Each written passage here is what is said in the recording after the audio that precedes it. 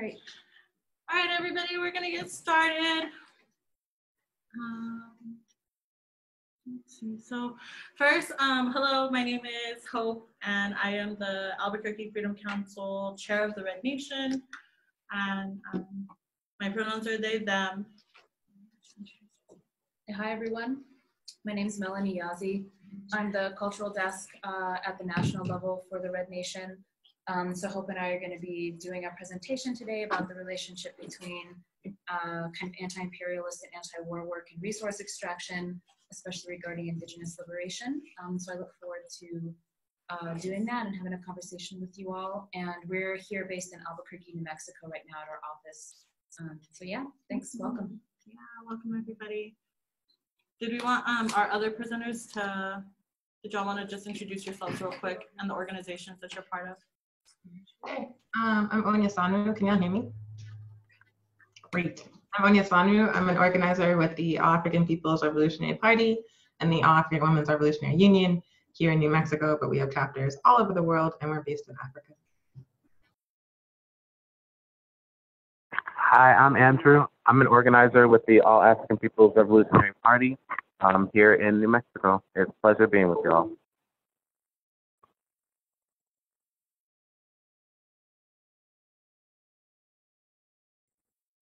Hi, my name is Tegan. My pronouns are he, him. Been doing work with some folks around mapping and researching the degree of like military industrial complex in New Mexico. And we're gonna share a little bit about that, a little bit later. Nice to be with y'all.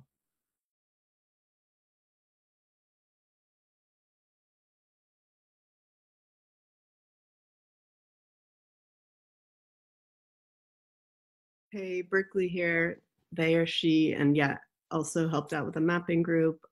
There's a crew of us and also work with showing up for racial justice.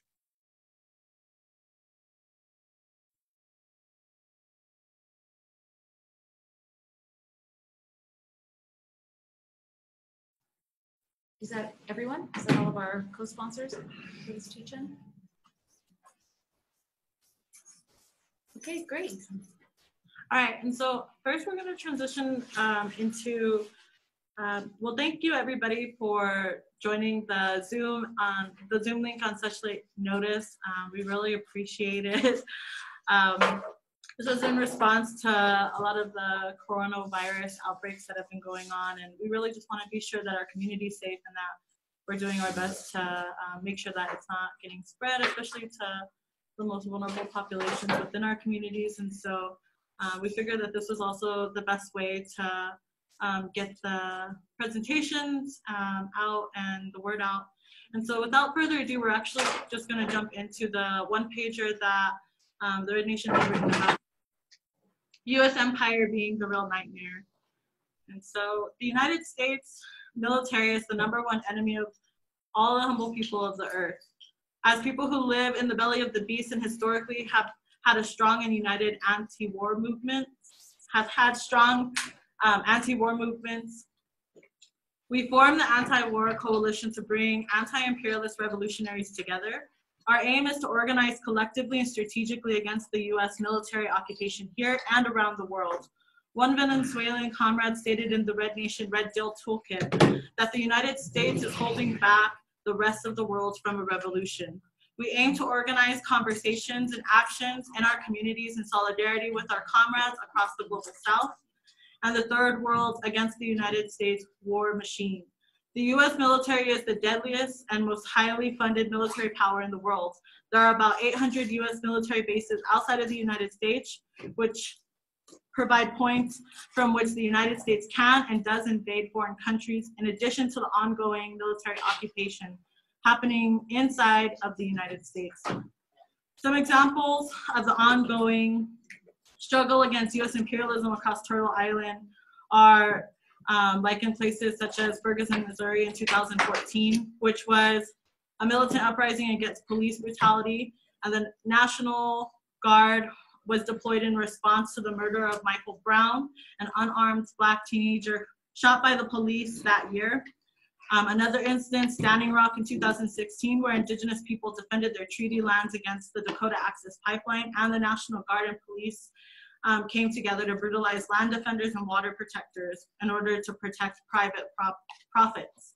In Charlottesville, 2017, where a white supremacist rally called the Unite the Right took place, and where counter-protesters and community members were brutalized by white supremacist settlers protected by the police, who continue to uphold and enforce colonialism, the colonial land grab, and resource theft. In Mauna Kea, 2014 to 2020, where Kanaka Maoli continued to face ongoing violence from the military occupation and the incarceration for defending their sacred sites, to Tohono O'odham territories in 2020, where the United States military occupation is bombing sacred sites and trampling over tribal elders to construct a border wall at the US-Mexico border. The war against settler colonialism and the state powers that uphold it began in 1942, and it has never ended. The United States military is an enemy of indigenous, colonized, and poor people in the United States and across the rest of the world. We encourage everyone to join us in the struggle against US imperialism. This event is being hosted by the Anti-War Coalition, which is the Red Nation, the All-African People's Revolutionary Party, Pueblo Action Alliance, SURJ Albuquerque, Showing Up for Racial Justice, and Food Not Bombs Albuquerque. This event is also being organized in solidarity with the Sanctions Kill campaign, which you can find out more about at the sanctionskill.org and by following the hashtag #SanctionsKill. And so that is our one pager that we will be posting in all of our Facebook events so that folks can have access to that and circulate that, but also read it if folks are listening and have any more questions about what was said. And so without further ado, I think it'd be great to transition into the different presentations that we have lined up. And so first being the All-African People's Revolutionary Party, after being the Red Nation, and then after that SURJ and the Mapping Committee. And so Thanks. Thank you for that great introduction. And thank you for everybody for joining us and for your flexibility. We know it happened on short notice, but we are in the middle of a pandemic that the US government is drastically mismanaging. And so we thought it would be better not to meet in person. So my name is Onyesanu. As I mentioned earlier, I'm an organizer with All African People's Revolutionary Party in New Mexico chapter. We are a revolutionary pan-African socialist party based in the African continent with chapters all over the world, all over the United States, Canada, and Europe. Our political objective is scientific socialism, or rather pan-Africanism, which we define as one unified socialist Africa. And we believe that once Africa is free, African people everywhere will be free.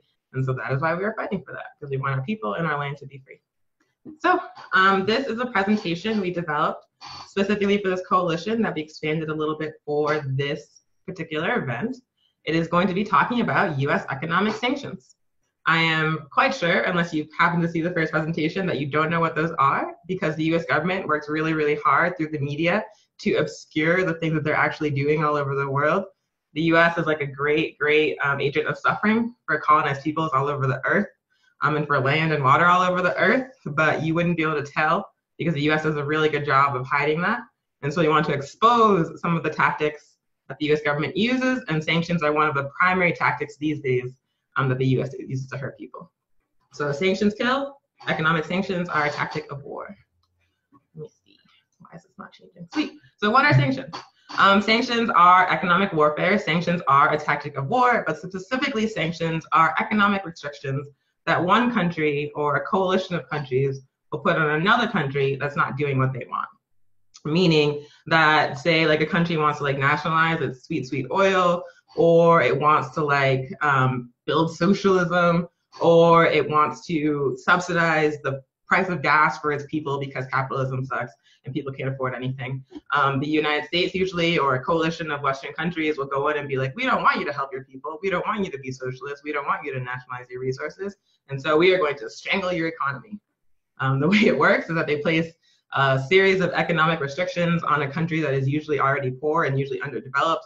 And those restrictions contract that country's economy and make it so they cannot provide for the basic needs of their people. So some reasons that sanctions happen, some examples.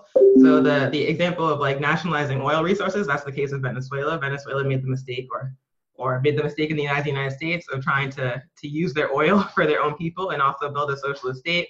And the United States was like, boop, sanctions. In Zimbabwe, it used to be a British settler colony. They had an anti-colonial struggle and they won. They tried to get the land back, and the UK was like, no, and put sanctions on Zimbabwe that destroyed Zimbabwe's economy. Same deal in Iran, same deal in Libya. It's happened to countries all over the world, and usually the impetus is that this country is not doing what capitalism and imperialism wants, and so capitalism and imperialism make that country suffer. So who gets sanctioned?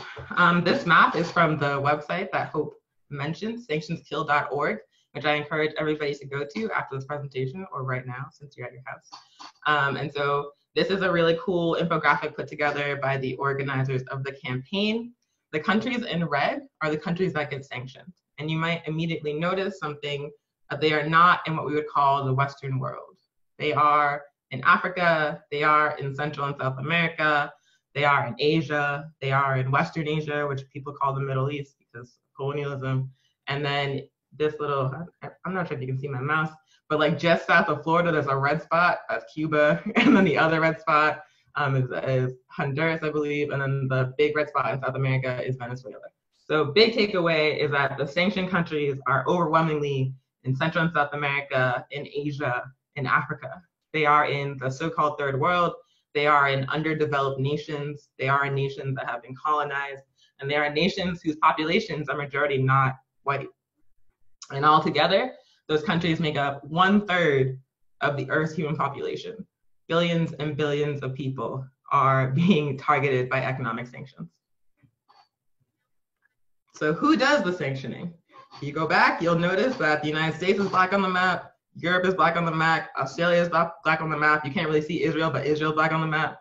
And so altogether, those nations represent the Western world, the so-called white world, the so-called first world. The United States, the European Union, and the United Nations impose the vast majority of the world's sanctions. And once again, those are sanctions coming from the so-called first world onto the majority of the rest of humanity. The first world is mostly made up of white nations. The rest of humanity is made up of like non-white nations. And so that's, sanctions are a tool of white supremacy. Sanctions are a tool of colonialism and imperialism imposed by the Western world upon the rest of the earth. So how do they work? So because the US has like economic, military, and political dominance, they like control the entire global board, they're able to force most of the world to use the US dollar to trade, which gives them an extraordinary amount of power.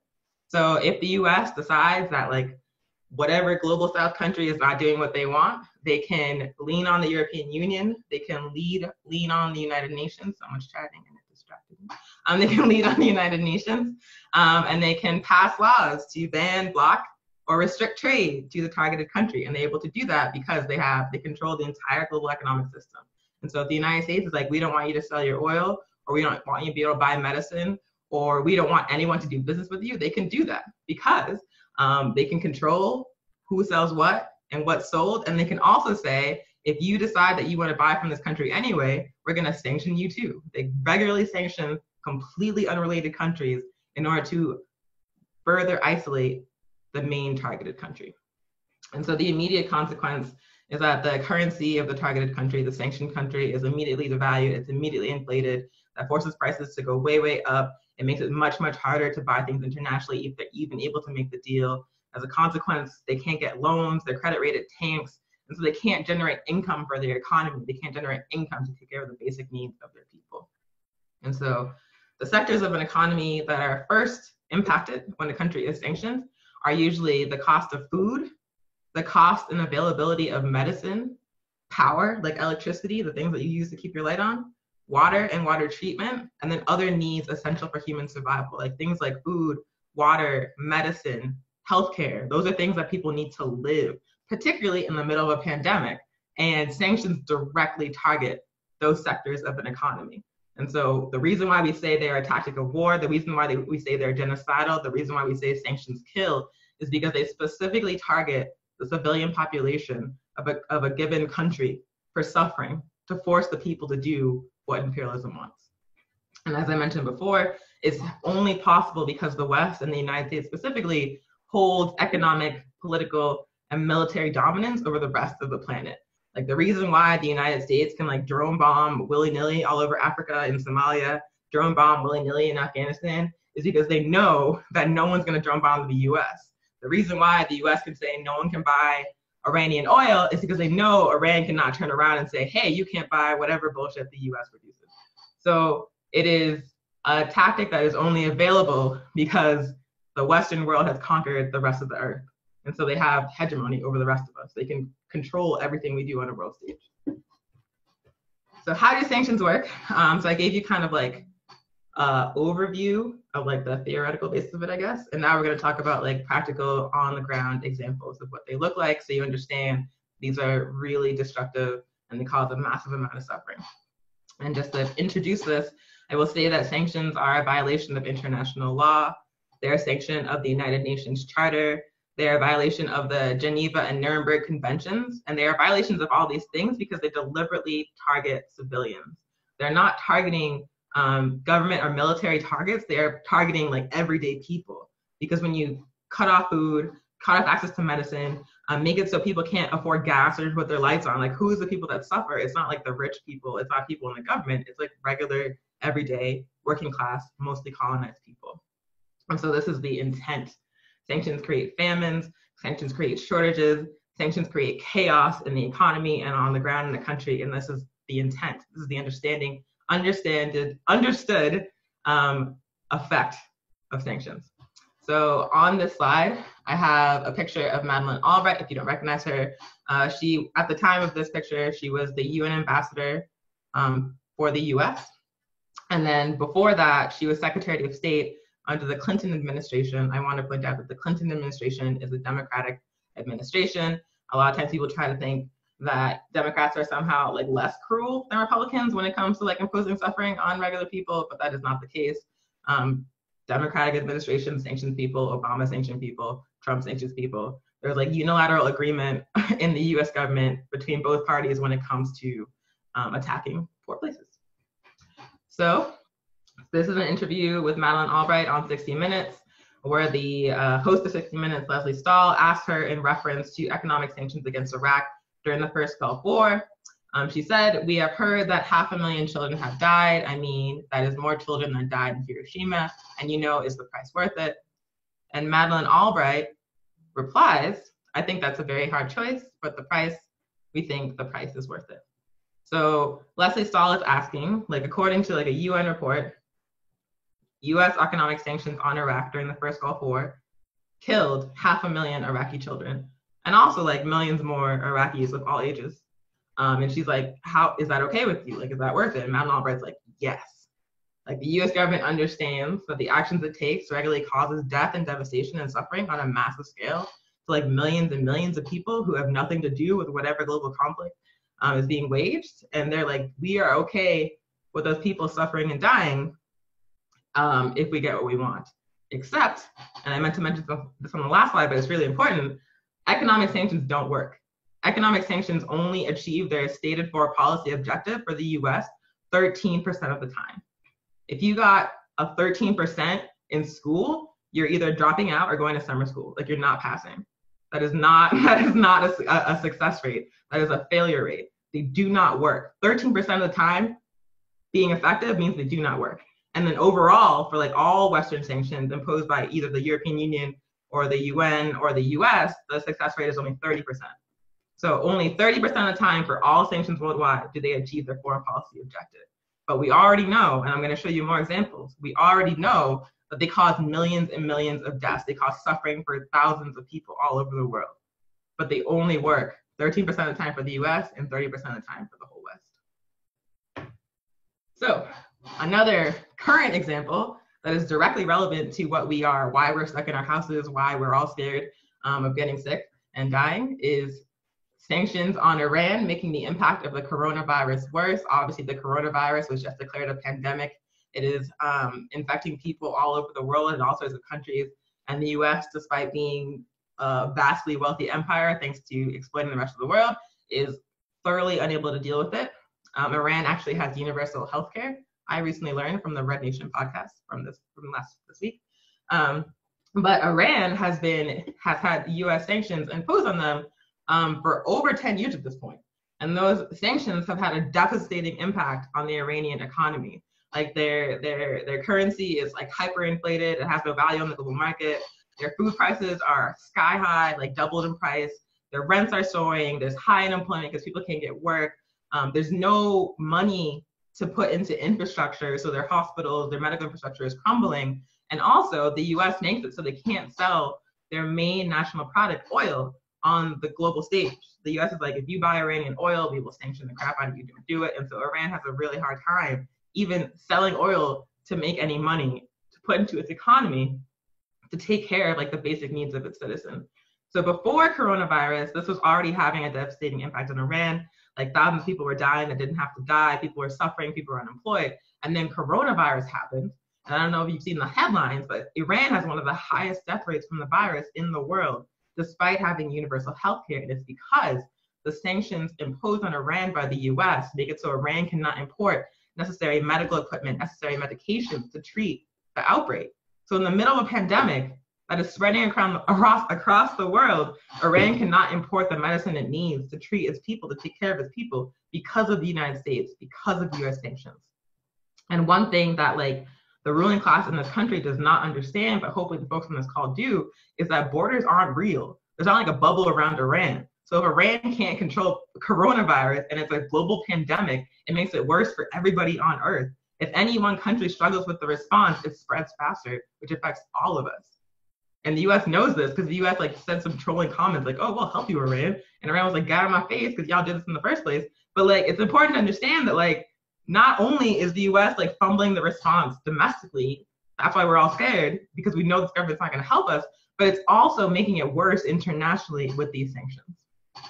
So the picture on this slide is an organization called Code Pink, protesting in Washington, D.C., like making the connection that I'm making here, that like you are making coronavirus worse by sanctioning Iran. Like lift the sanctions so they can actually like control it, and so it won't spread beyond their borders and make it worse for the whole world. So these are people who understand, like everybody on this call, that we have to act in solidarity with what's happening all over the world because it affects us here. Next example is Venezuela. So you probably heard like a lot of like straight up nonsense about Venezuela, about it being a dictatorship, about the people being oppressed and exploited, about how socialism causes all these shortages. But the thing that they never mention in coverage of Venezuela in the United States is that the US has been imposing sanctions on Venezuela basically since Chavez.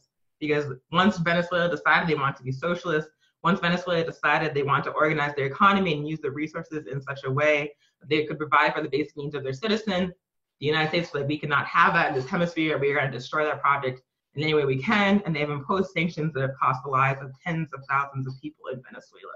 And so every time you hear about, you know, long lines for basic necessities or people starving and dying when they talk about Venezuela in the news, always remember that's happening because of the United States, because of US sanctions.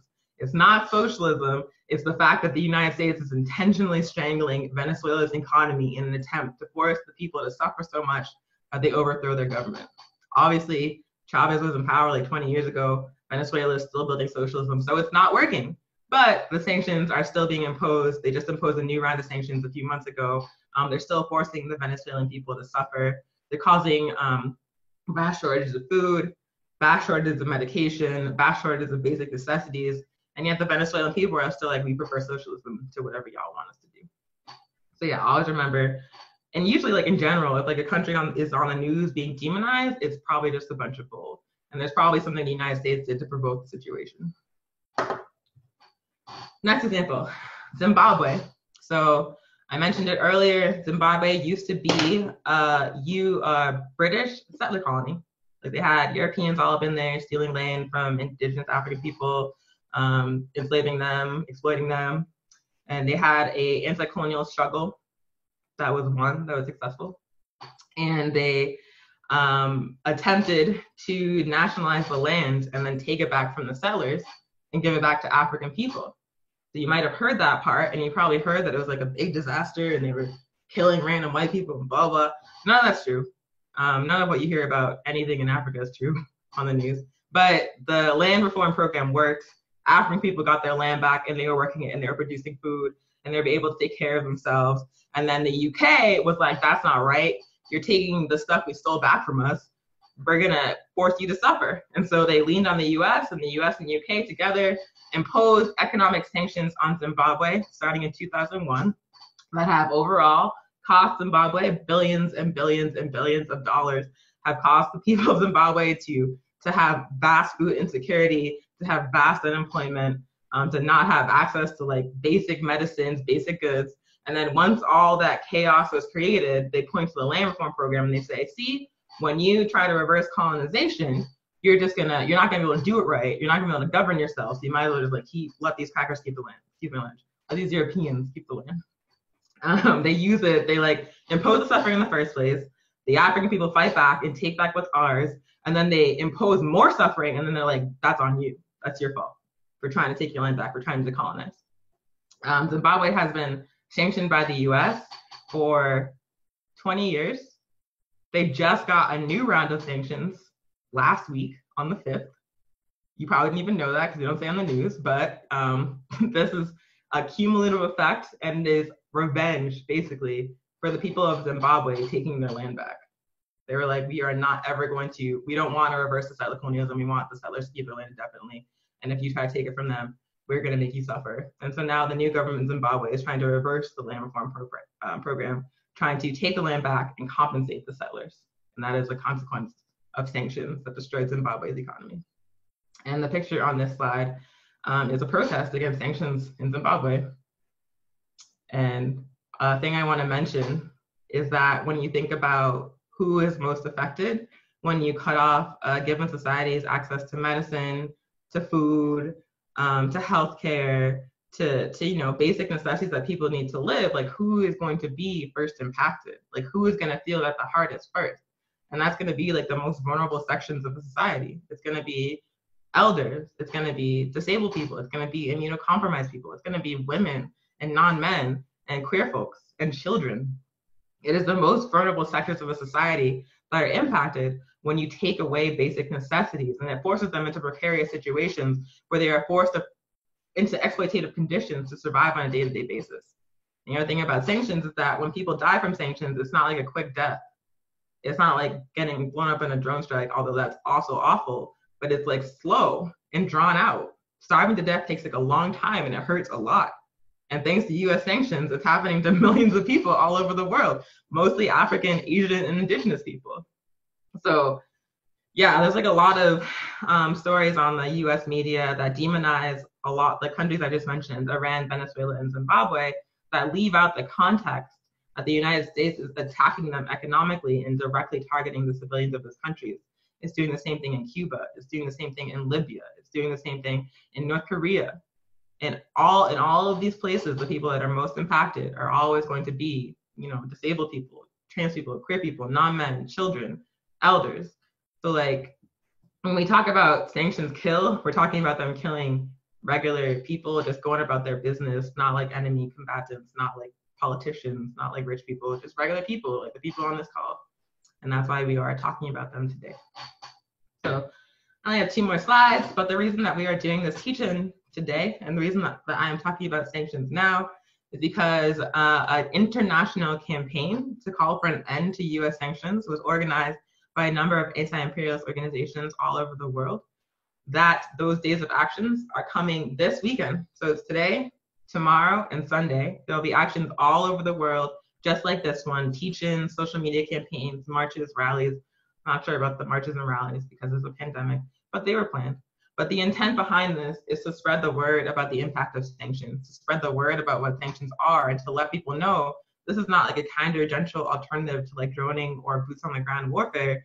This is actually a much more effective means of making people suffer and harming people than droning and boots on the ground warfare, because the US can impact the lives of millions of people without having to expend any income or waste any soldiers. So it is the primary tactic that US imperialism uses to make war on the rest of the world at this point in time. And it's drastically little known, like it's not really widely known among the citizens of the US. And in many ways, it's on the citizens of the US to stop sanctions. And so we're trying to spread the word to let the people that live here know what's happening, why it's happening, how it works, and our responsibility to stop it. So our contribution to these days of action is this teach-in where we're educating y'all about some basic information about US imperialism and its connection to our lives and what we can do about it.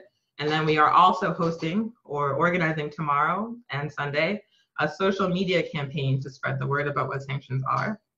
Social media campaign against genocidal US sanctions. We are going to be posting solidarity messages, cute selfies with solidarity messages, all using the hashtag #SanctionsKill, educating people in our social media networks, because we all know a lot of people about what sanctions are and about why they need to stop. Because the more people know about them, the more successful a movement to end them will be. So that is all I have.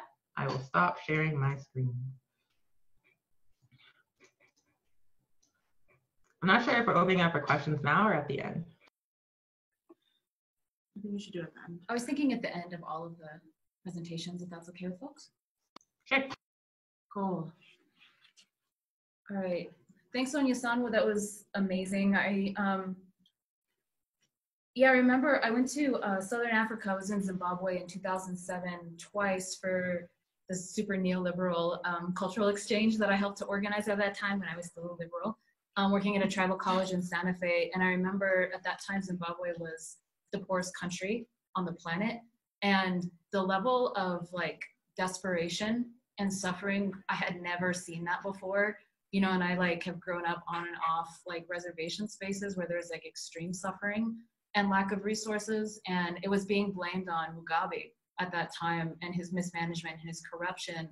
And, you know, I didn't even know the sanctions were in existence in 2007 in a place like Zimbabwe. And so that just shows you that somebody as like woke and as educated as I am had absolutely no idea that that was the case in Zimbabwe. So thanks for showing that. So let's transition into our presentation. So we need to screen share our presentation. Right, So just give them the, I already have it pulled up. Already have it pulled up. Behind the Zoom. Oh, it's okay. in the Google Chrome. Yes. But then you just okay, just hit full screen, but then give them the mouse so that they can. Okay, I will. It's Google Chrome. Where's screen share? So No, it's already screen sharing. Oh, duh. Sorry, y'all. First time. oh, so you can all see it? You can all see the slides already?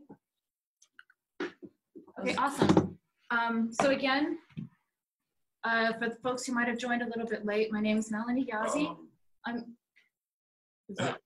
The people on Zoom can't see a screen share. Yeah, so you need to. Here.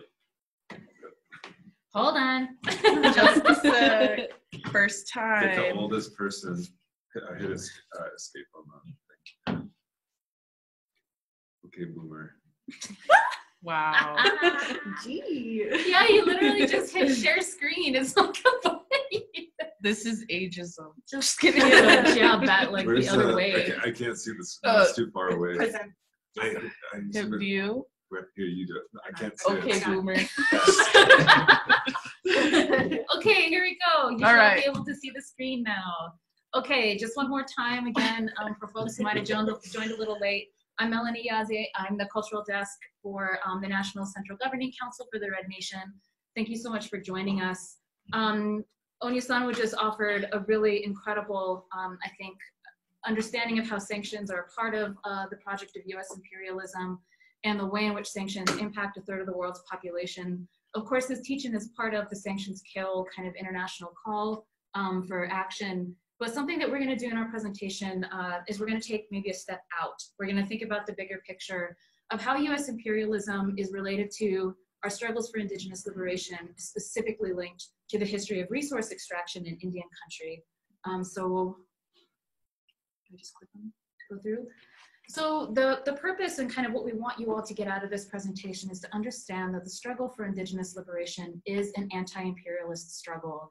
So often, you know, whether it's within Native spaces when we try to talk about imperialism or in left spaces where we try to talk about indigenous liberation, I think US imperialism and indigenous liberation are often considered separate kind of issues, right? They're not somehow linked together. And so our hope with this particular presentation is to show you how they are intricately linked and to understand that when we are engaged in anti-imperialist struggle, we must also be advocating for indigenous liberation. We must also be trying to support indigenous struggles for Native nationhood and sovereignty, because that is linked very specifically and historically to US imperialism across the globe. Okay, so thinking historically, we're going to take a step back. I'm a professor, so I apologize if I do professor speak here. But I think it's important for us to understand this idea that Indians were the original, were and are the original insurgents of US empire. And so if we think back to kind of the founding of the United States and what had to happen to the native nations that existed here before the United States was able to consolidate its power and become what we now understand as the United States, is that there were a series of military and legal/illegal actions, right, that the founders of the United States had to take in order to domesticate native nations. And when I use the term domesticate, what I mean is, right, when we think about imperialism, we often think about the US engaging in kind of dominance in a foreign context, right? So it's kind of looking outwards from outside of the United States. What's important to understand is that historically, you know, the United States, in order to expand its territory to become what we understand as the United States today, had to actually engage in an imperial project against the foreign nations. Who were the foreign nations at that time that already existed in this land? It was us, right? It was indigenous nations, it was native nations. And so because the United States and the fledgling United States could not outright exterminate us, even though they tried through various military campaigns and through disease, what they had to do was they had to create several laws, right, to create the narrative that we weren't actually foreign entities and foreign nations, but in fact that we were domestic dependent nations. And so this second bullet point, the domestication of native nations through settler law, there's, it's called the Marshall Trilogy, and this trilogy was decided by John Marshall, who was the Supreme Court Justice at that time, and this was in the early 19th century. But this trilogy was really kind of the starting point for the domestication of native nations, for removing us, right, from our status as foreign nations in relationship to the United States and turning us into domestic nations and turning us into colonial subjects rather than actual foreign native nations, that the United States would be forced to enter into treaty negotiations or equal relationships with, right, on a nation-to-nation basis. And so what this essentially means, right, and there's this whole body of literature within Native American studies that looks at the way in which these laws, the Marshall Trilogy, and these other kind of settler laws that the US was using to domesticate native nations, use the figure of the Indian as the original insurgent, right, an enemy of the United States, an enemy of the project of US expansion at that time. And if you look at the language in that law and then popular culture from, you know, the 18th and the 19th and the early 20th century, the figure of the Indian is actually the original terrorist in the imaginary of US imperialism. And so when we think about, right, so do you remember the, was it 2016 operation to kill Osama bin Laden? There's a reason why that operation was called Operation Geronimo, right? There's a reason why so much of the military infrastructure in the United States has native names on it, native nation names, or the names of some of our most important heroes, right?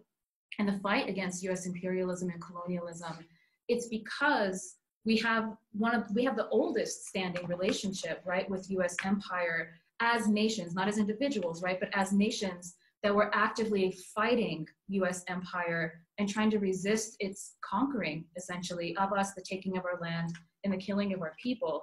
And so it's really important, I think, when we think about US imperialism, to understand this history and where the notion of an insurgent, and then the US practice, imperialist practice of counterinsurgency actually comes from, right? It comes from the US project, the settler colonial project, right, of conquering indigenous nations and of taking our land, which is like one of the original forms of imperialism that the United States took on. And so that's why we see that language in these images that continue to this day in kind of contemporary US imperialism, whether it's boots on the ground, whether it's cultural imperialism in the realm of popular culture, et cetera.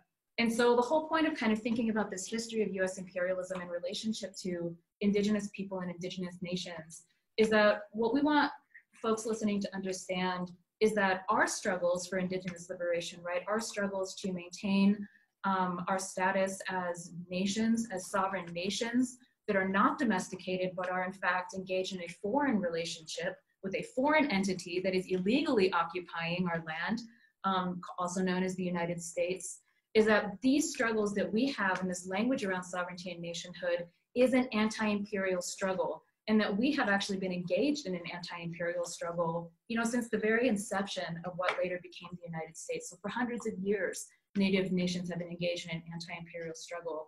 And so supporting Indigenous liberation calls for sovereignty and nationhood must be a part of our platform around anti-imperialism, simply because we're the original insurgents. You know, we are the original enemies of US empire, as they have fashioned us. So I'm gonna hand it off to Hope, and Hope is gonna talk, kind of transition us into the resource extraction piece.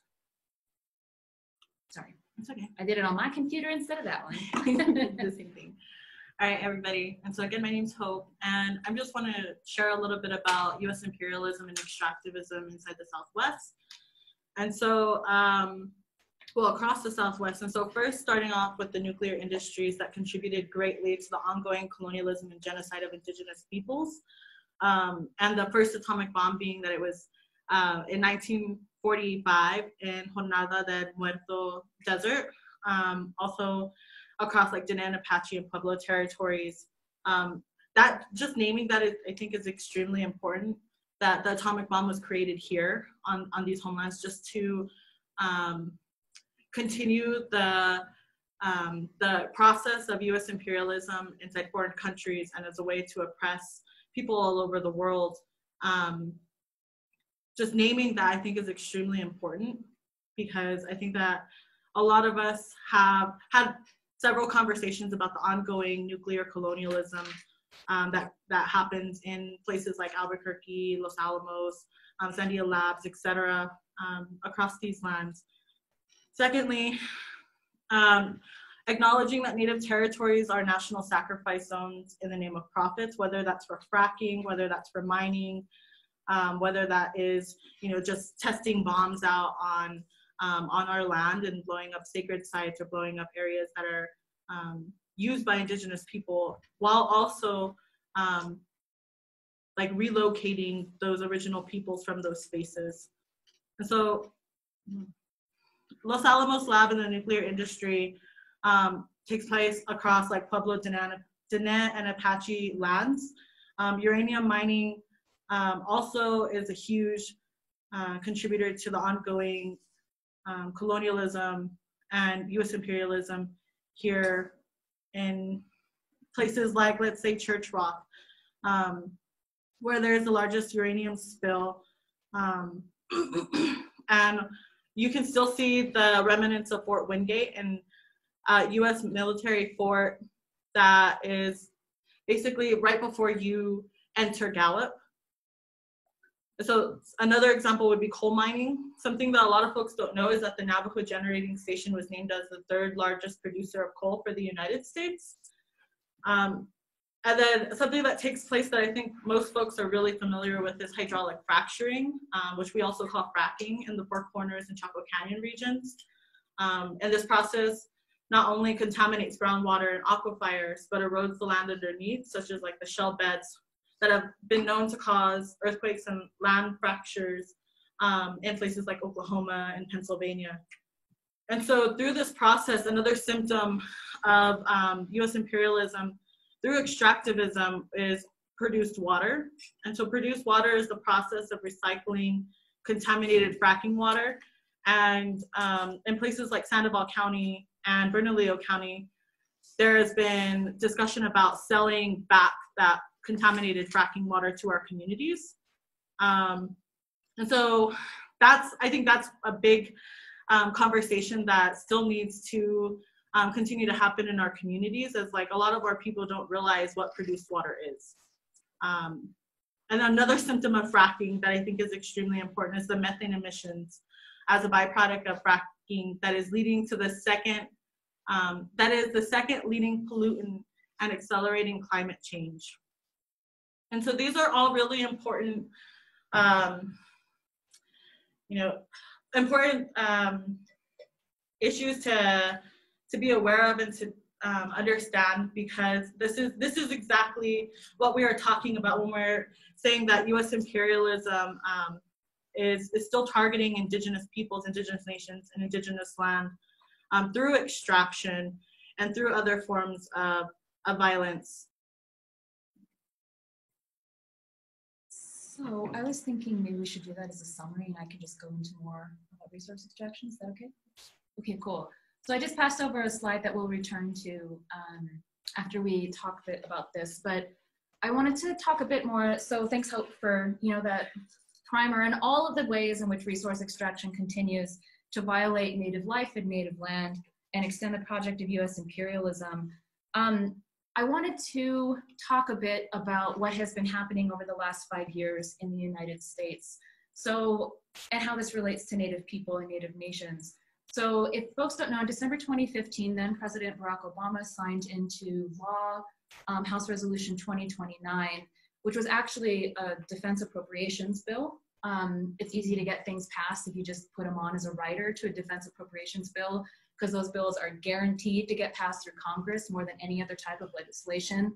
And so what was hidden and folded into that appropriations bill was a law that essentially lifted the 4-decade limit that had been placed on exporting crude oil from the United States abroad. And so what Obama said at that time was he was interested in energy independence, that this was part of the platform of energy independence that was supposed to bring the American economy out of the Great Recession of 2008 and 2009. And what this essentially did, what this decision in December 2015 did through this law, was it created the fracking boom that we're now experiencing in various parts of the United States. But for those of us who are in New Mexico, we know firsthand what this fracking boom has looked like. And the fracking boom has happened in the Permian Basin, which is in the southeastern part of the state, and then also a large swath of western Texas. But it's also been happening in the northwestern part of New Mexico, which is where Eastern Navajo Nation is, right? Our Pueblo relatives have sacred sites up there. Hickory Apache has lands up there. So large Native Nation land bases and large Native populations are on the front lines of this fracking boom. And so transition, right? So that was December 2015. A year later, Trump is elected president of the United States to follow Obama.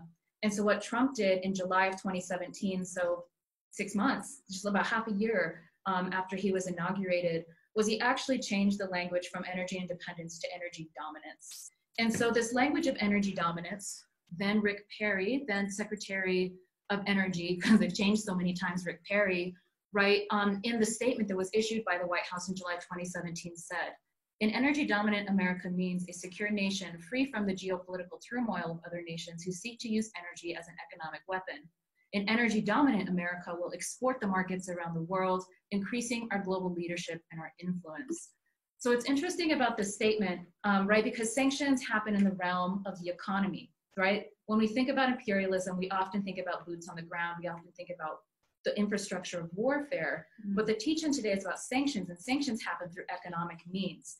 And so this thesis about energy dominance that Trump put into action less than 6 months after he came into office was essentially using the economic profit that would come from fracking in the United States to exert global dominance through economic means, i.e. through capitalism throughout the rest of the world. And so when we're thinking about global imperialism, we have to understand, right, that imperialism also happens through economic means. It doesn't just happen through kind of boots on the ground warfare. And so what does this mean for Native people? I'm gonna go back a slide. What this means, right, is that the primary mechanism through asserting global energy dominance was fracking.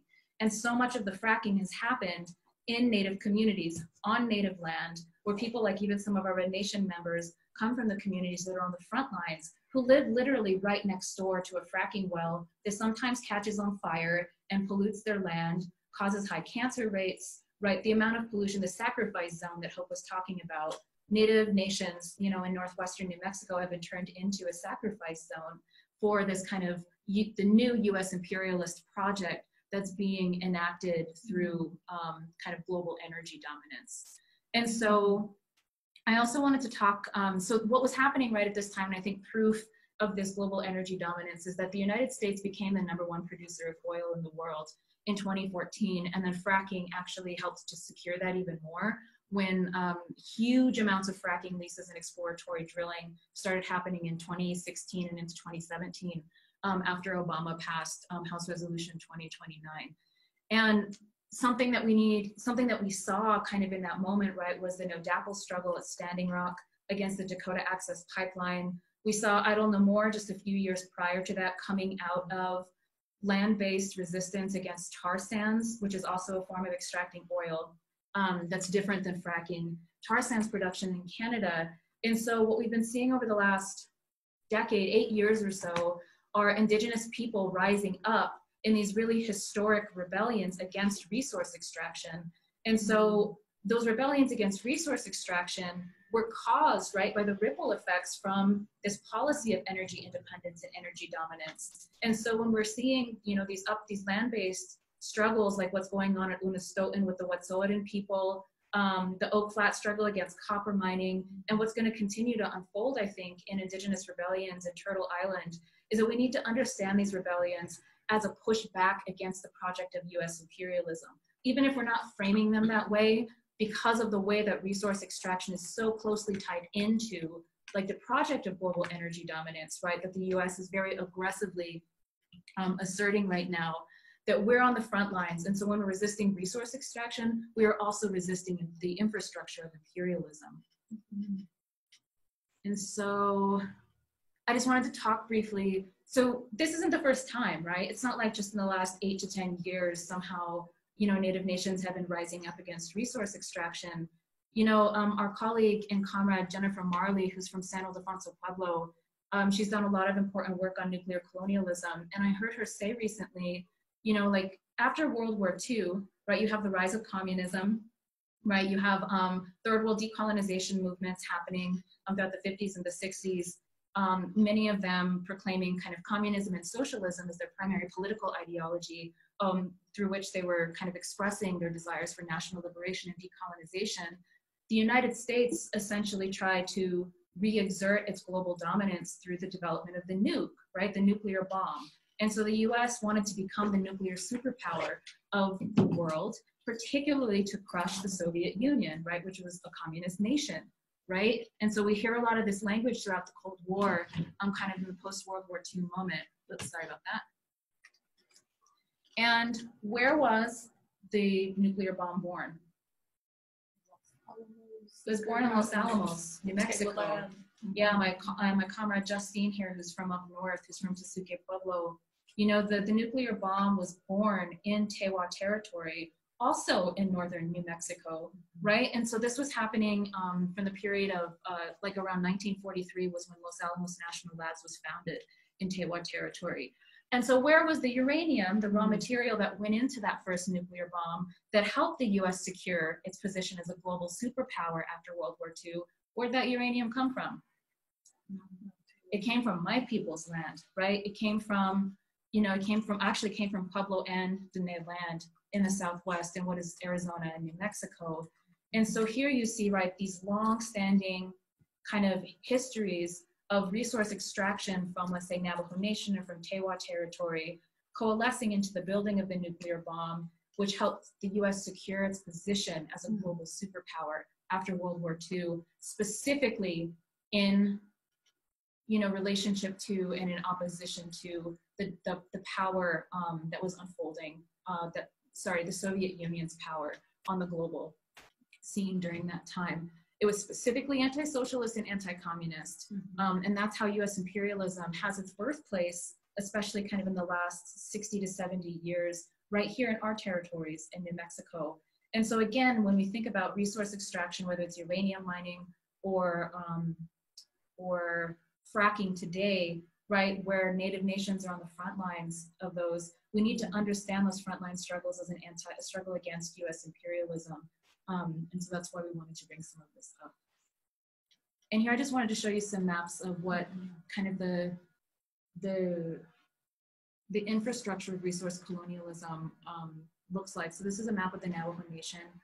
This yellow part is kind of the contiguous border of the nation, and all of these red dots are abandoned uranium mines. Much of this uranium went into the development of nuclear power in the United States, for the United States post-World War II. And so there are high cancer rates in these clusters and these communities that surround these abandoned uranium mines. We have a lot of comrades in Albuquerque who are doing incredible work on this issue. But it's just, okay, and so the uranium, some of the uranium that came from some of these places in Navajo Nation was also used at Fukushima. There's over 500 abandoned uranium mines in the Navajo Nation. And then this is a map I lifted from our comrades Jen Marley, to just show you, this is like northern New Mexico, this is Tewa territory. Sanai, which is where Jen is from, is right here, San Ildefonso Pueblo. Lanel is, this is all Lanel, actually. I think all the gray area, right? And so you see these major hazardous and nuclear facilities, they're all over Tewa territory right here in northern New Mexico. And of course, you know, they leach into the Rio Grande River that heads south towards Santa Fe and then Albuquerque. And so we see here, and also, you know, Hope talked about the Church Rock spill of 1979 was the largest uranium spill in US history. It was five or six times larger than Chernobyl. Okay, and so when we think, again, right, when we think about the chain of production that produces the actual kind of materiality of US empire, like a nuclear bomb, and we think about who that has affected and impacted the most, it's indigenous people in the American Southwest, testing sites in places like Nevada, which is Paiute territory, for example. And so we need to understand that the chain of production that produces US empire, that Native people, we are the raw material. We are the original sacrifice zone for that chain of production that produces something like the nuclear bomb. And that's just to say also that water protectors and land defenders, we actually already talked about most of them, but cool. That water protectors and land defenders are at the center of our struggle against US imperialism, and that the decolonial struggle, and we hear a lot of times different like versions of what like decolonizing means, but the decolonial struggle for indigenous liberation is an anti-imperialist struggle, and it is inherently political. And these are things that our peoples need to address directly because they will continue to affect generations to come after us. Mm-hmm.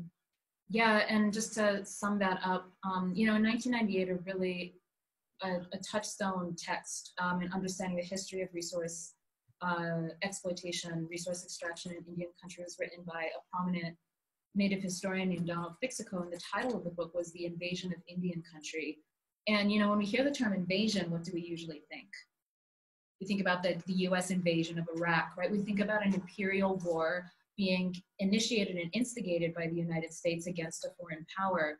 And so the title of that book makes, you know, I think it really brings the point home that resource extraction in the 20th century, whether it's uranium mining in the Navajo Nation or the establishment of Lanel in 1943 in the heart of Tewa territory, or the fracking boom of 2016 in northwestern New Mexico, that these forms of resource extraction are also an invasion, right? They're an invasion and a denial of Native sovereignty and Native nationhood by US imperialism, right? To use us for their larger machinery of war. And their desire to, you know, the desire of the United States to dominate the globe for, you know, forever, you know, infinitely. And so when we think about invasion, we can't just think about an invasion like somewhere over there, somewhere across seas. We need to understand that there are repeated cycles of invasion that Native nations are also experiencing.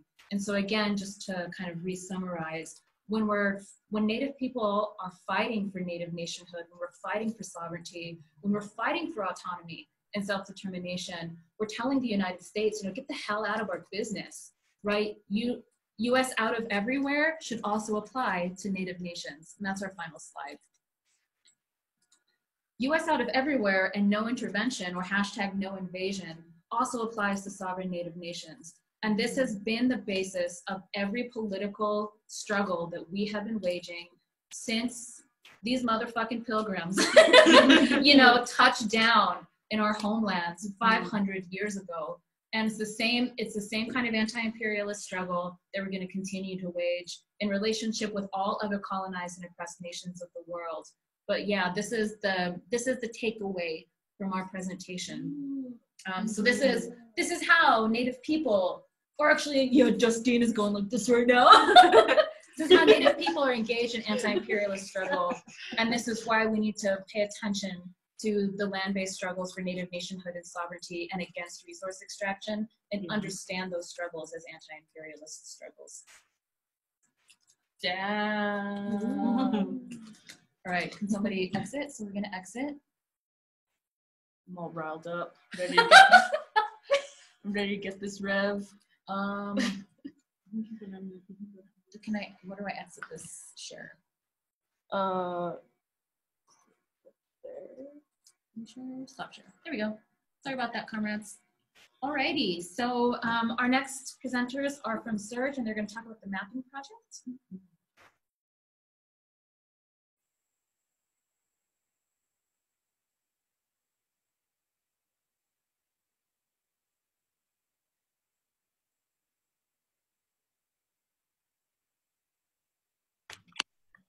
Hey all, as Kobe's getting ready to pull up the map, this is Berkeley, and I am with SURJ, but the crew is from a bunch of different groups, so we'll just make note of, yeah, Sheldon's with PAA, and Marianne has been a part of it, and Keegan, and a number of us, just to shout out everybody involved.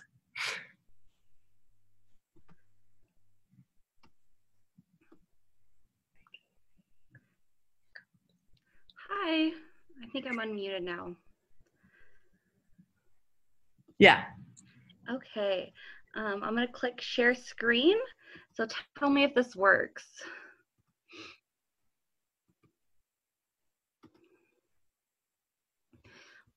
Okay, so a little bit about this map, and this goes into a lot of what was previously being talked about.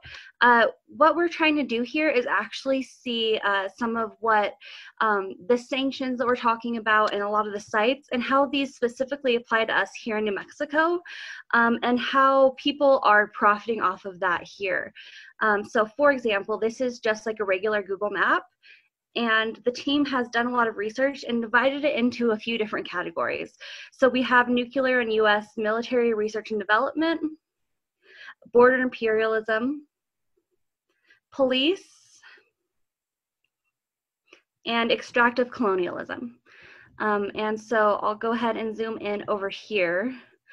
So for example, one of these, you can click the green is all the extractive colonialism. And if you click here, this takes you, and it shows you something called like the Homestake Mining Company, which is one of the places that's getting paid to fix the groundwater supply, which was poisoned from uranium mining from 1958 to 1990. Just as the comrades were just talking about, this water supply is still completely unusable. And people are still making money off of what has essentially poisoned the entire area around it. This other map has been used. We're talking about different areas down in the Permian Basin. And in just a little bit, Leah Joe's going to talk a little bit about how the sanctions on countries, including like Iran, have really affected how much money that New Mexico is currently making and how much the state puts into our education and different things like that. But we're mapping like nuclear waste disposal sites, the Bureau of Land Management, which controls all oil gas companies on federal land. There's also just different things like we have different oil field companies, gas companies. So a lot of the people whose money directly goes into it. And of course, all around, but especially down here, there's a lot of different border patrol companies. Let me zoom up a little bit. So just really putting information in there, and as we go along, we can add it. The idea is that this can be a really continual tool that we add on to, so it's not going to end here, but that this can be used for lots of different organizations. People continuously add on to it so that we can really start mapping where things are, what they are, in order to respond better. Let's see, some other ones include New Mexico Tech. I don't know if you guys have heard, it's on NPR in the morning as I drive to work. It has an ad constantly running about how it's like the nation's leading petroleum engineer school and how much money New Mexico makes from engineering petroleum. So that's why you should go to New Mexico Tech. We have mapped some lobbyists that give Michelle Lujan Grisham lots of money. And so we have these kind of places mapped around here. And so the goal is that this is a tool that all the people in this coalition can use and outside of this coalition. So we're excited to build on it, keep building it, and to share it with everyone so you guys can use it as well. So I think I'll throw it over to Leah Jo now.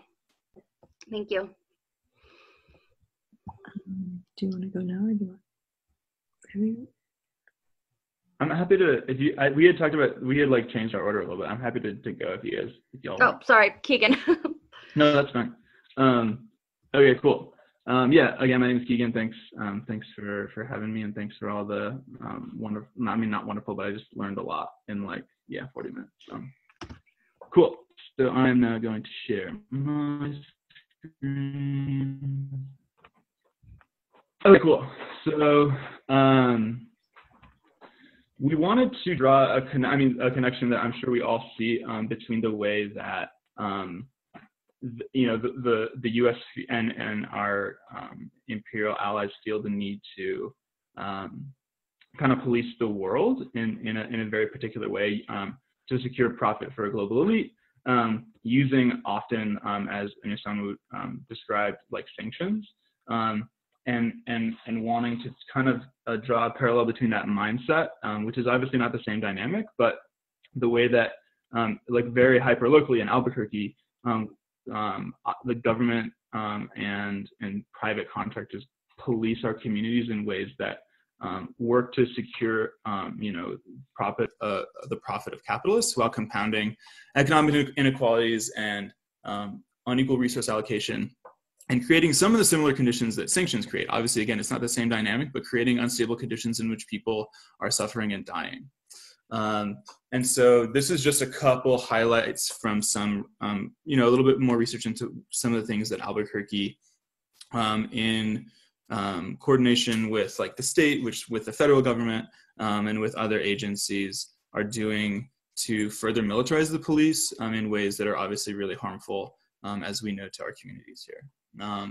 So the first thing is just kind of like the priorities. We have a mayor who claims to be progressive. We have a mayor who, was voted in by a bunch of people who really believed in a lot of the things that he was saying in his campaign. And a lot of those things that a big component of that was something that he kept calling constitutional community policing.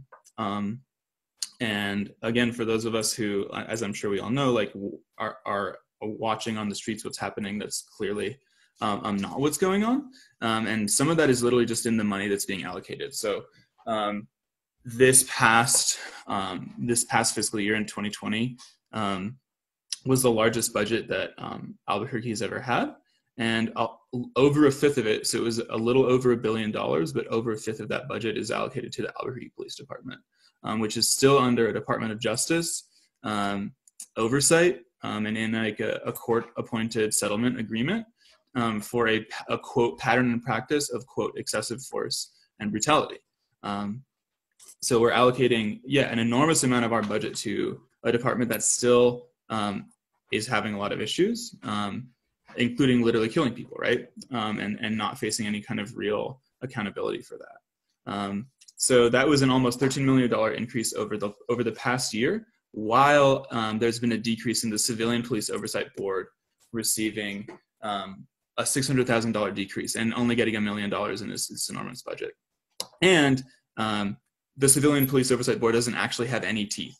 The Civilian Police Oversight Board can make recommendations to the Chief of Police, and the Chief of Police is welcome to do that or not do that. And so even this kind of instrument that, again, is kind of being puppeted as like, oh, this is what community policing looks like, can't actually, even if we were wanting to have some accountability that the police weren't willing to, and clearly are not willing to accept, there's not even the legal instrument to do that. Cool.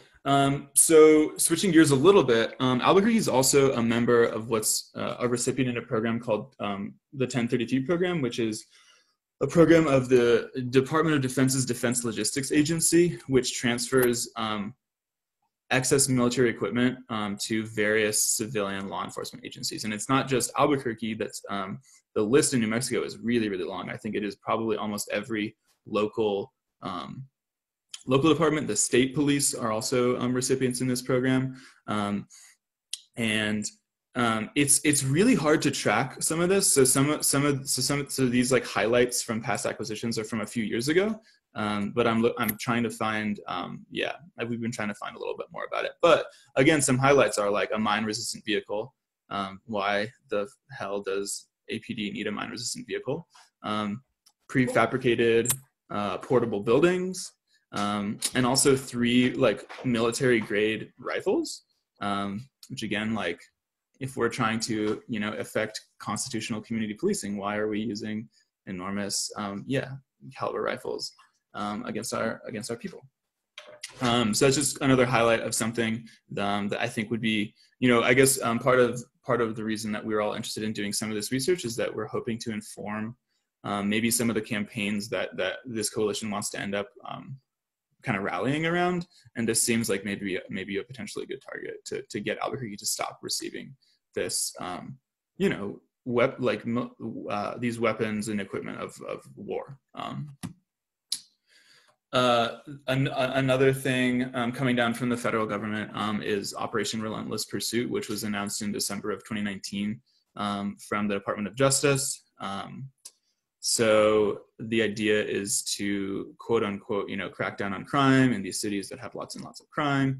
They also happen to be cities that are predominantly folks of African, indigenous, you know, or other folks who are colonized descent. And so those cities are Baltimore, Albuquerque, Detroit, Cleveland, Kansas City, Memphis, and Milwaukee. And it also opens up $71 million in grant money across these cities for hiring officers, for paying overtime, for financing further task force officers, and also elevates the presence of alcohol, tobacco, firearms agents, DEA agents, FBI agents, and U.S. Marshals. And I had read, I think I had read somewhere, and someone correct me if I'm wrong, that a lot of those agencies have already sent their folks here, like they're already in our city, but I was not able to find that citation for this, for this presentation. But if they're not here already, they will be here soon, which is obviously really awful for the communities that are already being heavily policed here. This is just interesting. I mean, the ways in which higher education has been, you know, accessed by all of these really terrible industries. I remember, I think it was Bertha Sosi-Pena from Table Women United talking about how Los Alamos National Labs is harvesting their young people to become engineers for different projects and things like that, which is something that really stuck with me. But CNM has just recently opened a law enforcement academy to provide more officers for APD, because we need more officers, I guess. Again, according to Mayor Tim Keller and his administration. And this was established just a couple of years ago. And you know, a few of us were surprised by this. Perhaps other folks knew about this, but I did not know that, that CNM now has a police academy. So maybe another target, So the other thing, going back to the ways that we have any kind of control over the police in Albuquerque, is that our current administration believes that they have done enough with the Department of Justice consent decree, and that which holds, ideally holds APD to a quote unquote higher standard than other police departments in the state. It is what made Operation Metro Surge this summer, which was a surge of 50 police officers in Albuquerque over a month between June and July. So one of the biggest problems of that was Albuquerque police are not allowed to arrest people for certain infractions. They are able to offer, they're able to, provide citations, but they're not able to arrest for certain things. But the state police that came in did not have to have those same rules. So, and we know where those folks went. They didn't go up to Northeast Heights. They went to the Southeast. They went to the Southwest. They went to the West Side, and arrested over 500 people for predominantly, for a lot of offenses that APD folks were not able to arrest people for. But the Keller administration wants to remove 25% of these 276 requirements that are outlined, again, in the court-approved settlement agreement.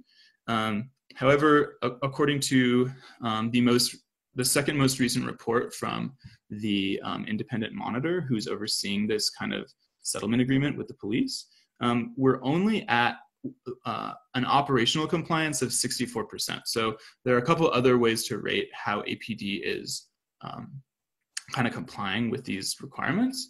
And they've only reached 100% of what's called primary compliance, which just means they've actually finally just written 100% of the policies that are supposed to be there, which seems pretty easy, but it took them 6 years. There's a secondary compliance, which kind of rates the degree to which the kind of like the top brass, like the head folks, are actually implementing those policies, and that's at somewhere in the 80s. But operational compliance, which I think is worth quoting directly from the independent monitor's report, is so operational compliance is attained at the point that the adherence to policies is apparent in the day-to-day operation of the agency. Like the line personnel are routinely held accountable for compliance, not by the monitoring staff, but by their sergeants, and sergeants are routinely held accountable for compliance by their lieutenants, etc. So that's only, you know, a little bit over 50%. And also, I mean, the degree to which that is, that even like supports, you know, everyone that we're fighting for is obviously another question. But the fact that that's so low to us says that like we don't need to remove any of this. Like APD is not even fully operationally complying with the things that are being asked for. So why would we get rid of any of those agreements? Which I think, yeah, is pretty wild. Yeah, and then just again that like this administration has talked a big game about this, again, this idea of constitutional community policing, which has so far mostly meant like coffee with a cop, or like, hey, our cops are on bikes now, like really fun. And again, just as sort of just some highlights of which of priorities are kind of demonstrating otherwise. And so definitely we would want to call upon the city to reject the 1033 program, to reject the presence more forcefully. I don't think that the administration loves the fact that those agents are there, but obviously not for the same reasons. I think it's because he thinks it looks bad for him politically. And again, we're just trying to mine different places that we can find to kind of, yeah, do some targets. And if anyone has any other thoughts or ideas, we'd love to hear them about any of this sort of stuff. Cool, I'm going to stop screen.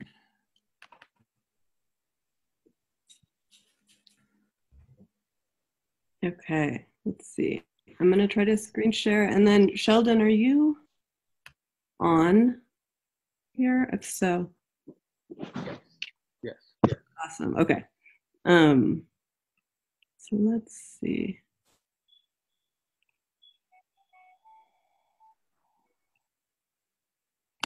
So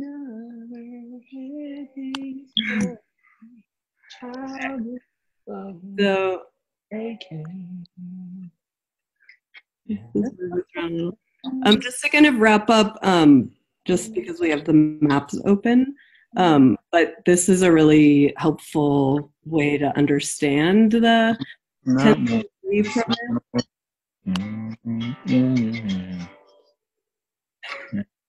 program. We're hearing some soundtracks. Also, Andrew has a question. Okay. That was me singing shit. But we're gonna save the questions for the end. I'll keep snap. Okay, cool. So just, are people able to see this map? Cool. Okay, so yeah, this just shows cities that have 1033 programs, and as you can see, yeah, there's tanks and helicopters and a bunch of things in New Mexico. And so when we're looking at campaigns that, you know, might be relevant for us here, we just wanted to highlight briefly, LA had a big win, getting LASPD to both provide a list of all the weapons they had received from the Department of Defense, and then actually got pressured after like an 18-month campaign with a lot of youth involvement and a lot of organizers and community members involved to actually have to return those that military equipment. And so that was the first victory in the U.S. And, you know, they've been encouraging other cities to take on 1033 programs and do it federally as well. So just to highlight that. And as Melanie and Hope did a really amazing and in-depth kind of overview of the relationships between resource colonialism and imperialism, for the mapping side of it, we just wanted to focus on a couple things that relate to sanctions in particular, and then something that we might look at as like another potential campaign. So just to highlight the relationship between sanctions and New Mexico's oil and gas industry boom. So in 2010, due in large part to sanctions against Iran, we saw the beginning of this oil and gas boom in New Mexico. So you can see around here, it starts to go up. And then it spiked again in 2019, also in relationship to sanctions against Iran. So just a really important piece to highlight as people have been laying out, the kind of framework for why that happens economically, and also just to connect the forms of violence of resource colonialism and sanctions. And so I'm back thinking about Lujan Grisham, who's trying to position herself at times as an ally to the environment, and then simultaneously having to say, oh no, but I'm an ally to the fossil fuel industry. Just important to note that there's been a recent announcement that ExxonMobil and Permian subsidiary X2O Energy plan to bring more than $64 billion in investments to New Mexico in the next 40 years. So there's a 40-year plan, while also she's saying, oh yeah, and we support, wind and solar and this, Energy Act and all these things. And also saying to oil and gas, don't worry, we got you. We have like at least 40 years planned. And yeah. Just to say, we shared a link to a pamphlet that we made that we were planning on handing out tonight if we were in person. And so it's in the chat box. And if you all want to look along with any of this, there's stuff on the policing context that Keegan shared, and then this in writing in a pamphlet form that you can pull up in PDF as Berkeley talks, if you want to say. Yeah, and I think earlier it was mentioned how much of New Mexico's economy and funding for education, also funding for police, as we're hearing about, is coming from the oil and gas boom. So just all of those connections.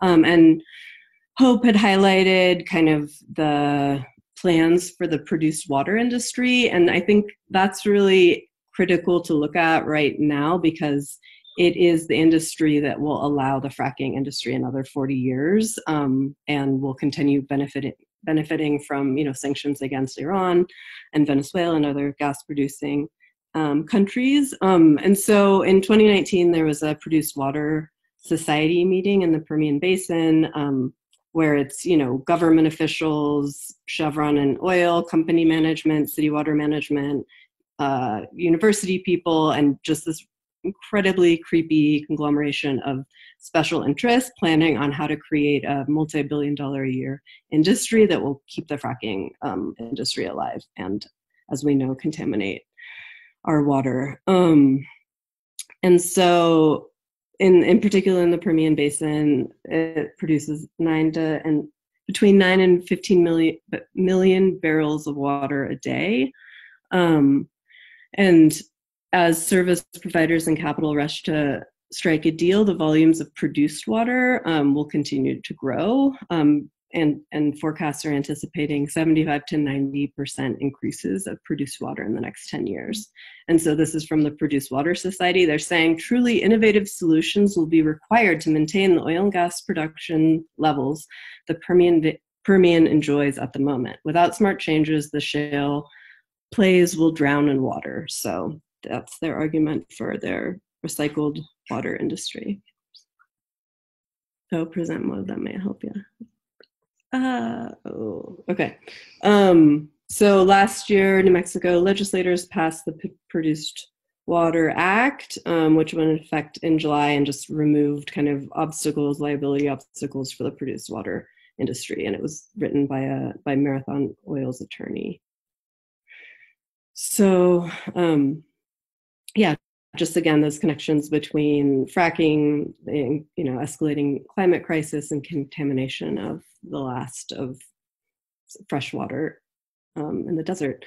And kind of thinking about other potential places to interrupt this is there's partnerships between New Mexico Energy Department and New Mexico State University.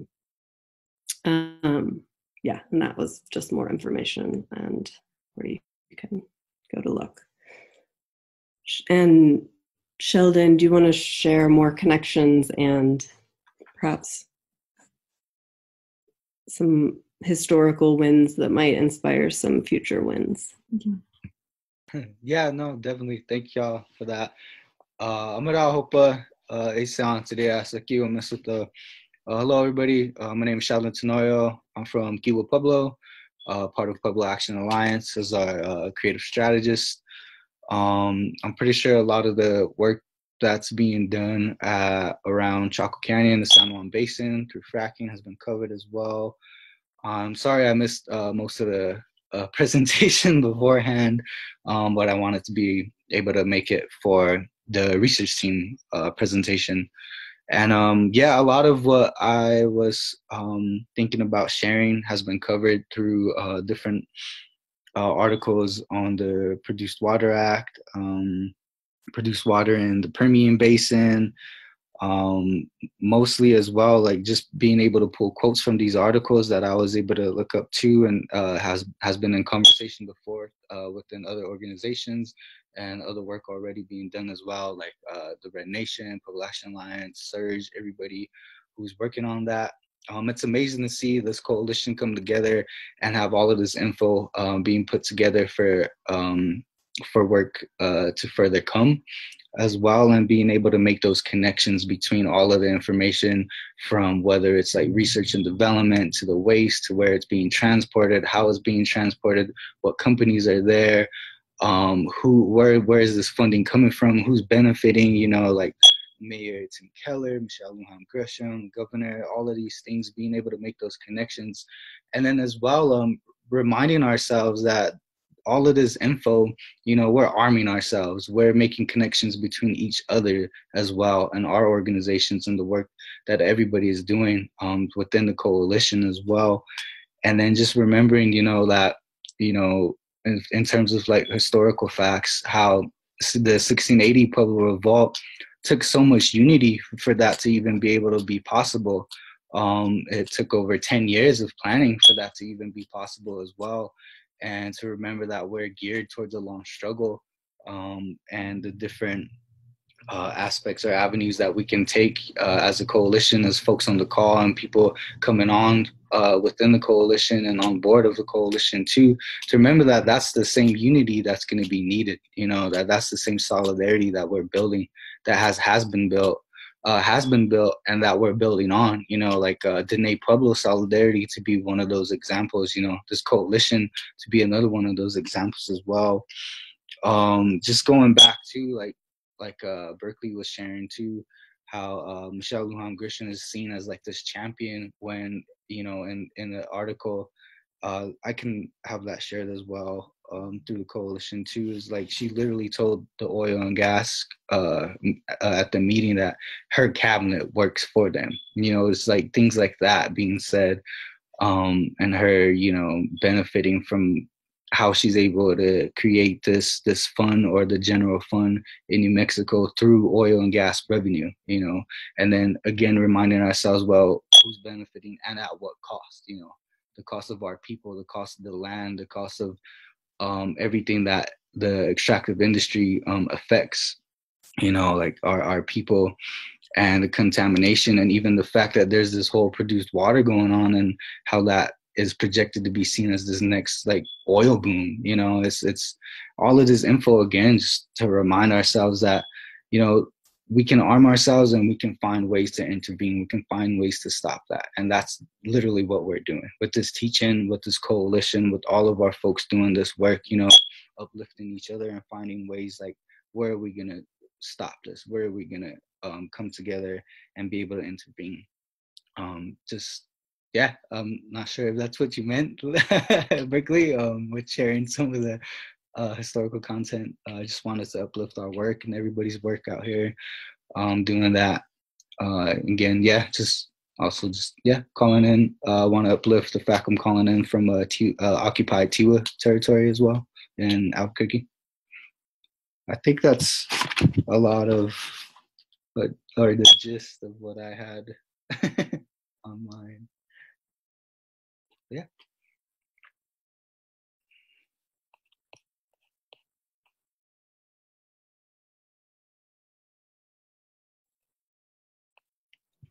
Oh yeah, Sheldon.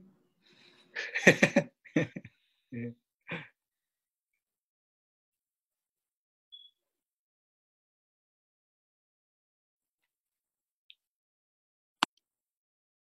Okay. Maybe we can open it up for questions and comments. 7:40. Wow, it's already. Is it really 7:45? Yeah. Guess so. Can I actually make like a quick announcement? Inside the Zoom chat, I had posted some samples of the direct action that's going to be happening tomorrow, as well as a document that allows anybody who clicks on it to see the different things that you can, like whichever one that you like the best, and print it out for the direct action tomorrow. We'll be adding a lot more, like we'll be putting all of the links on our pages, and we will also all be participating in this direct action. And so we're just encouraging everybody to participate in the Sanctions Kill cyber action tomorrow and Sunday. I don't know if anybody else from the coalition wants to add anything, but I posted the information, including some of the samples and the document in the Zoom chat. We just wanted to show a couple examples. We'll take pictures with these tomorrow and post them on social media. And if all of us do that tomorrow, that's 25. And if we ask our friends, that's a lot more folks. I also want to add that I've been networking for the past week, and we got Black Alliance for Peace, which is a coalition of anti-imperialist African organizations in the US. They're going to participate. I'm an editor with Hood Communists, which is like a revolutionary African nationalist blog.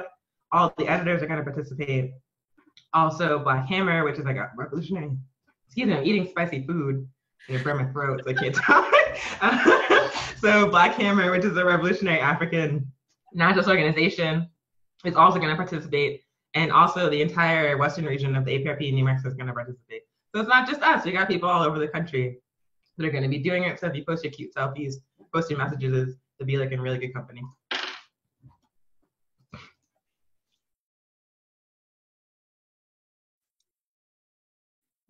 Awesome, thank you. And so I'll be taking Stack.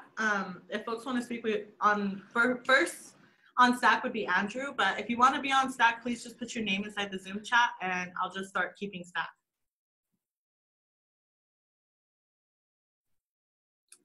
So we can go ahead and continue to the question part. Andrew had a question.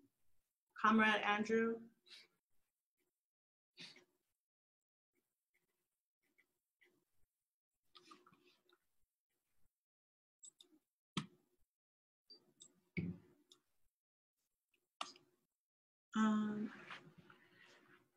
Okay. Sure, I can.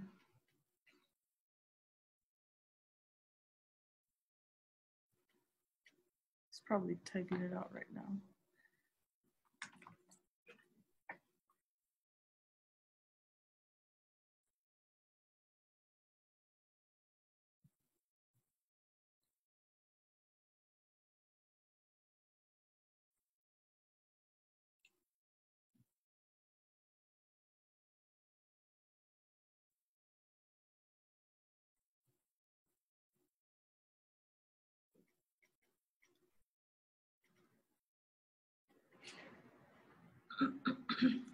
Got it. Yeah.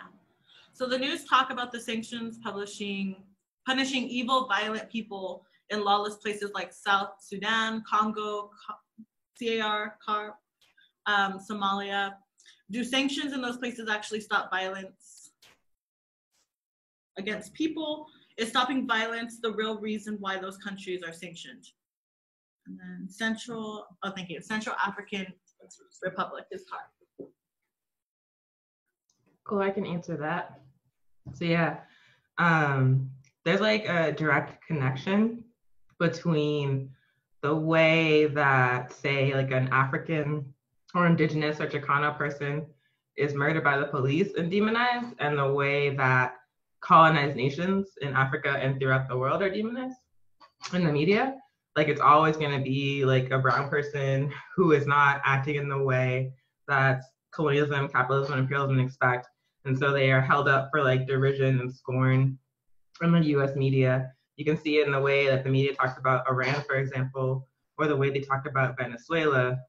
Like, whenever something happens, whenever this country provokes or attacks another country, the narrative is that the country had it coming. And whenever like an African or indigenous or Chicano person or a colonized person is murdered by the police, the narrative is always that they deserved it. And that's because like colonialism has like a built-in justification where like the victims of it always had it coming, always deserved it, either because we couldn't govern ourselves, or because, you know, we're not as civilized, or because we were colonized for a long time and now our countries have a lot of problems. So like, it's just like a victim blaming narrative that is like part and parcel of our colonization and of how imperialism works. And the intent behind it is to like stop the regular people who in many ways are similar to us, if they're like poor and working class, is to stop like the regular citizens of the United States from feeling empathy with us, to be like, we don't have to care about this violence and the suffering, whether it's happening on the street from the police or whether it's happening like across the world in Iran or Africa or South America.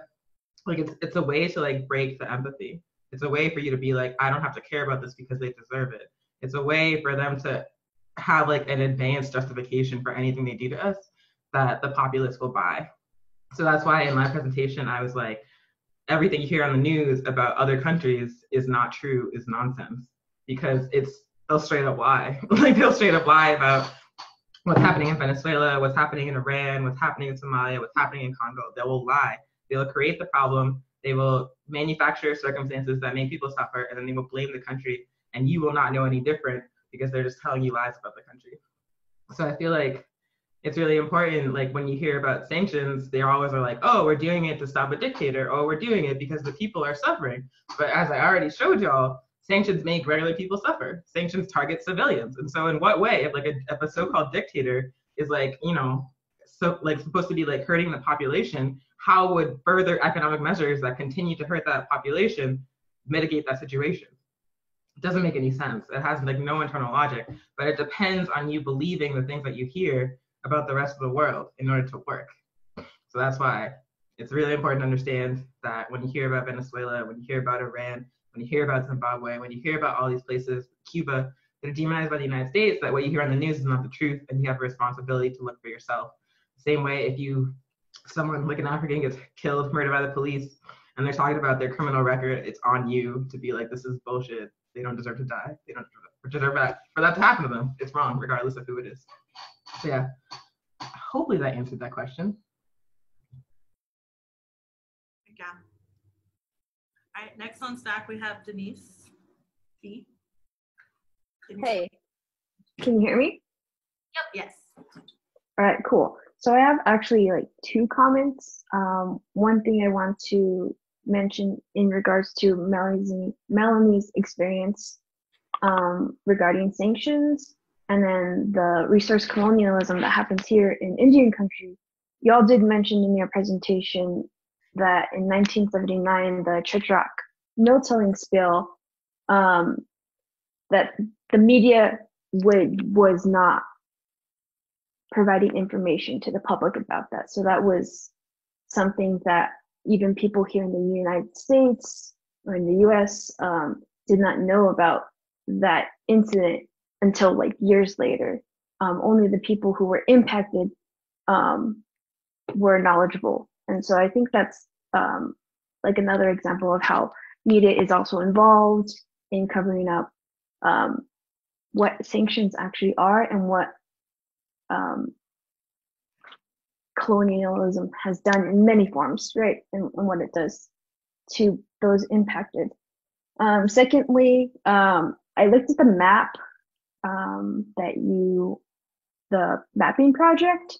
I would like to mention that Urenco in Muniz, New Mexico is not added onto that. And I think that is definitely an important part of the resource colonialism, especially nuclear colonialism. So it's actually, Urenco is actually like an enrichment plant. So I think that should be added as well, because people in the Southwest are definitely impacted by the nuclear industry down there. So just wanted to mention.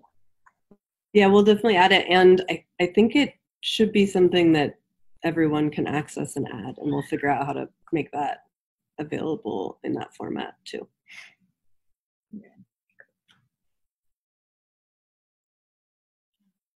so next on stack we have Nico and Monica. Hey everybody. I don't know if this is quite a question yet, but Melanie, I'm thinking about the part of your talk where you talked about how like the framing of, you know, fighting resource extraction here on this land as being an anti-imperialist struggle. And I'm thinking about like, you know, all of the pipeline battles, like you mentioned, Dapple, the Wet'suwet'en right now, the Bayou. But I'm thinking about how like all of those have been responding to the, you know, like the continued trespassing on indigenous land. And I think about like, for example, Break Free, which was in 2000, I think it was like 2014, 15, which was like a global mobilization against fossil fuel infrastructure. And, you know, they targeted like the biggest coal mine in Germany. Up in Seattle, we targeted a oil and gas refinery that was trying to spread onto Puyallup land. But it wasn't framed, there's no kind of like anti-imperialist framing of it. And I'm also thinking about in our Marxism reading group that we've been doing, we just read the Samir Amin interview for the Third Continental, and he talks about like how the left has to be not reactive or like not responding to, but proactive and audacious or something like that. But I was thinking about like what would it look like for us to do like preemptive, you know, basically like disruption of fossil fuel within the United States, within Canada, but directly tying that to, like you said, opening up space in the rest of the world to fight U.S. imperialism, right? And like, yeah, like what does it look like to disrupt oil and gas in New Mexico, and how will that impact Venezuela or other places? And imagine like a coordinated struggle, not just each nation fighting out separately, but all of us saying like, in these places, you know, these are our targets, and we're gonna, you know, like coordinate, you know, some actions against them. So that's not really a question, but I was just thinking about that, of like being proactive and being coordinated, rather than all of us kind of scrambling separately to fight all these battles. Yeah, thanks for that, Nicolas. You know, the struggle up at Unistoten camp and the blockades that have proliferated in Canada in response to the call to action that came out of Unistoten when the RCMP raided them a month ago, those blockades have cost not just the nation of Canada, but also the private sector, meaning like multinational corporations, billions of dollars, right? Because they're blockading the flow of production, right? That allows for that profit to accumulate in the hands of the ruling class that own those companies. And when we think about imperialism, like global capitalism is an imperial force, right? The whole kind of notion of global energy dominance, like the US having global energy dominance, is something that's actually enacted through kind of the vehicle of capital, particularly like extractive capitalism. But in Canada, it's actually the same story, because 70% of the world's mining corporations are Canadian-owned companies, right? And so Canada is also an imperialist nation, an imperialist project that is also trying to assert its dominance in the world through extractive capitalism, just like the United States is. It does it outside of that. The United States is actually the imperial borders of extractive capitalism in the United States are primarily aimed at Native nations. So we're on the front lines of those imperial borders. And so what I'm trying to say is that those land-based struggles, right, that are resisting invasion and Canadian intervention into sovereign indigenous territory, unceded Wet'suwet'en territory, that is already an anti-imperialist struggle because of like the way that global capitalism operates and how the blockades are actually stopping the flow of global capitalism from happening. So what I think needs to happen is, you know, like kind of at the end of our presentation, I was like, leftists or people who are engaged in anti-imperialist struggle need to actually understand the demands for like native sovereignty and nationhood as part of the larger struggle for anti-imperialism. But I think also by the same token, on the other hand, native people who are doing these kind of land defense frontline rebellions against resource extraction and trespass into our lands, we also need to be talking about our struggle as an anti-imperialist struggle. So I think there are like two different communities, kind of like people on the left who are engaged, non-native people on the left who are engaged in anti-imperialist work, and then native people who are engaged in land-based defense against resource extraction, for us to understand like that these are actually linked struggles. Because I actually don't see that language coming out of like the front lines of indigenous rebellions, indigenous liberation struggles against resource extraction, at least not for the last several years, right? And so I think we need to have some more fluency around the language of anti-imperialism. And that happens through political education. The presentation we just did, I was like, oh, we should actually turn this into like something we write up that we can hand out. The way in which we engage in like action on the front lines and the signs that we make, or those kinds of things that are directly linking what we're doing to US imperialism, I think is how we kind of change we reframe the terms of engagement so that indigenous struggles against resource extraction are, you know, that language and the narrative around that is already linked to US empire. And I think that'll take us a long way in kind of bridging these gaps between different nations that are, you know, subject to the violence of US empire. So that was just something I was thinking. Awesome. Okay, next on SEC, I have Nick. Cool. Thank you everyone for presenting. Oh, yeah. Thank you everyone for presenting. This is actually really incredibly informative. And I just wanted to bring up some points specifically about Melanie and Hope's presentation to help clarify and put into context or put into focus some of the stuff that's like currently going on with coronavirus and put it into a larger historical context. So if we think about how anti-imperialist struggle arose, and even with the kind of curtailing of the decolonization movement and the global socialist movement, especially in the global south, you can see that like countries didn't like actually were formed like a bloc called the non-aligned bloc, but also there was the Eastern Bloc against US hegemony to keep it in check. And that has kind of been weakened a lot by these sanctions, but also by unilateral actions of the United States within the Security Council of the United Nations. However, what we're seeing now, as some people brought up in these sanctions talks, Onya Sanu brought up some really good points as well. But what we're seeing is we're actually seeing the reformation or the attempts to reform an anti-imperialist bloc amongst certain nations, and we can see a lot of that emanating out of places like Cuba as well as Venezuela. And why that's important is that, like, if you just look at somebody like the Secretary of State, Mike Pompeo, he, you know, not only was he a West Point graduate, but he was also the former head of the CIA. And he was instrumental in rolling back the Obama-era Cuba policy by applying new heavy sanctions. And one of those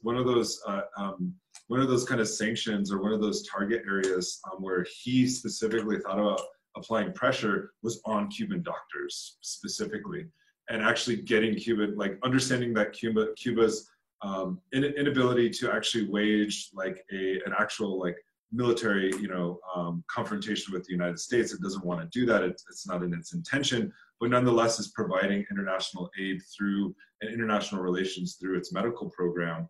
And if we think about like what happened in Bolivia, the Bolivian context is really important. Like with the coup in Bolivia, the first thing that was targeted were the lithium reserves that were currently being nationalized, and because of the technology, the hoarding of technology patents in the first world, the Bolivian people the Bolivian nation was not allowed to actually develop its own kind of factories to produce that kind of technology. And so when to produce the batteries, and so all these places just kind of serve as sites of extraction, right? There's no oil refineries on the Navajo Nation. There's no like coal development and processing on the Navajo Nation. Usually that happens elsewhere because these companies don't care about these nations, right? So when there was the coup in Venezuela, or the coup in Bolivia last fall, the first thing that the Áñez government did was kick out those Cuban doctors, right? And so where were those Cuban doctors at? They were in all those rural indigenous communities that didn't have access to healthcare. And Evo Morales had the foresight of thinking about this. And so what's happening now with the threat of the coronavirus spreading within Bolivia, the Áñez government has used powers of states of emergency to actually crack down on mass gatherings of MAS supporters who are the movement towards socialism. And what's also happening is that all of those medical resources are being kind of sucked back into the cities. And now that these Cuban doctors have been banned from the country, these rural communities don't have access to medical care. And so the other aspect of it is that Cuba is actually at the forefront of developing antiviral medication that is very effective in in dealing with the kind of symptoms of coronavirus. And China has been using it, but because of U.S. blockades and sanctions against Cuba, they can't produce it fast enough.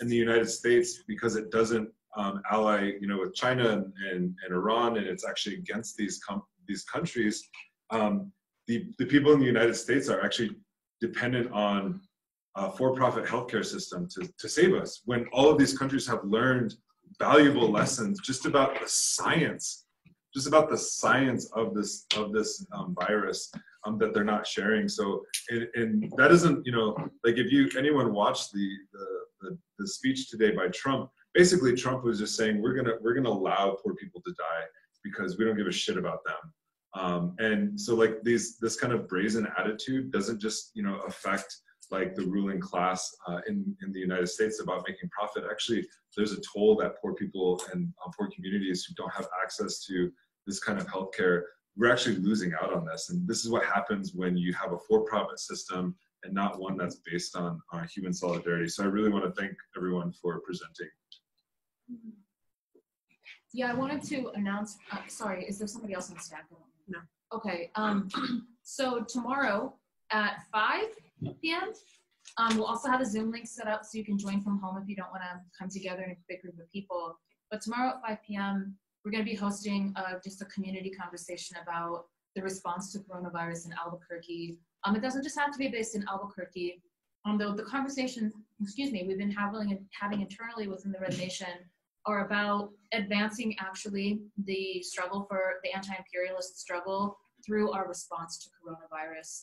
I think in many of the ways that Nick just mentioned, and then of course Onyesanu was talking about how sanctions against Iran are severely limiting the ability of Iranian doctors to be able to treat patients, right, who are testing positive for COVID-19.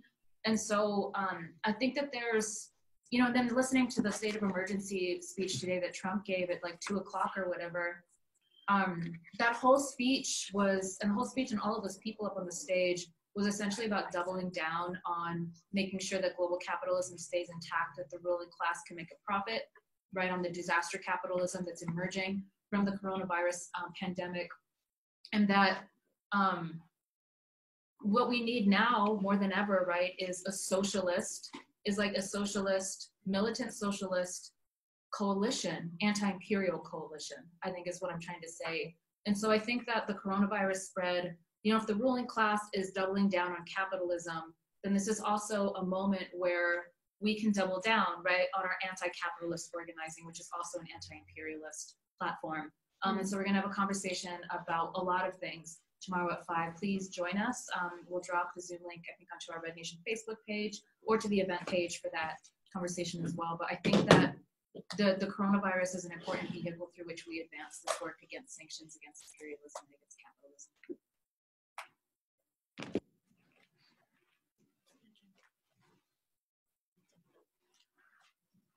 Do we have anybody else who has any questions or comments? And I would really encourage people to listen to the Red Nation podcast. The producer, the person who produces the Red Nation podcast, gave Nick the name of an Iranian doctor, and then Nick interviewed him, and it went live around 11 o'clock last night. It is one of the most articulate, like coherent breakdowns of the actual like epidemiology and like medical understanding of how coronavirus operates from somebody who's on the front lines working in hospitals with the outbreak in Iran. And then it's also one of the best political analyses of sanctions and US imperialism in relationship to the virus that I've heard anywhere. So I would really encourage you to listen to that. It's super informative. I can't.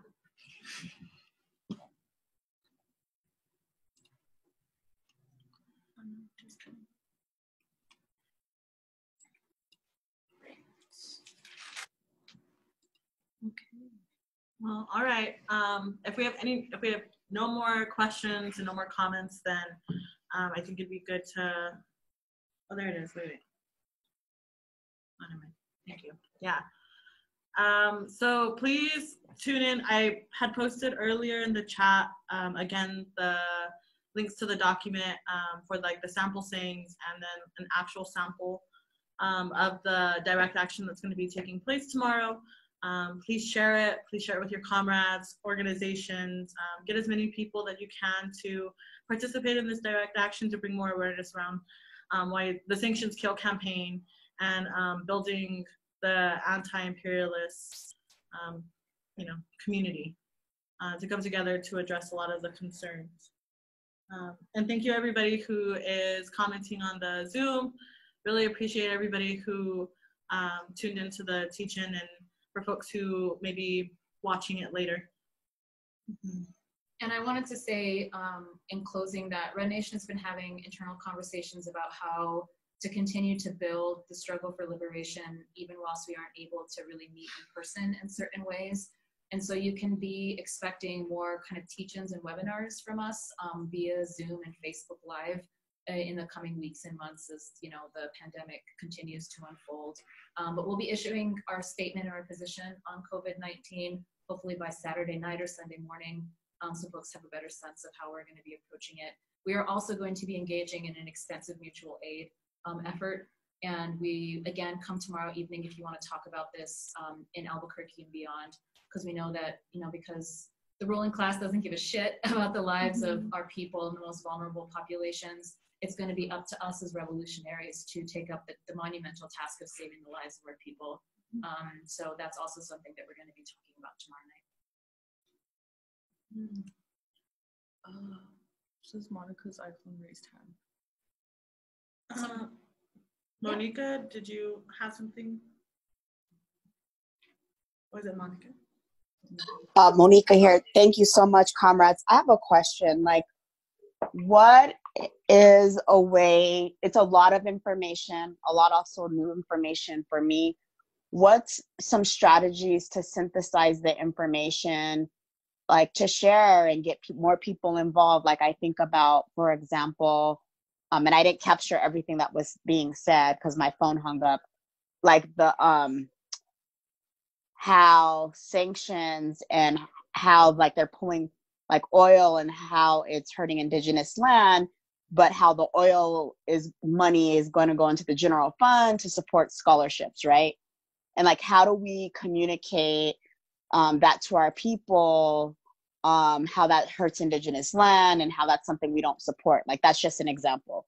How do we synthesize certain of the key points that were presented to our people when we're sharing to get people to be part of the anti-war movement? I just wanted to know what were some of your thoughts and ideas, because there's a lot of information and I'm still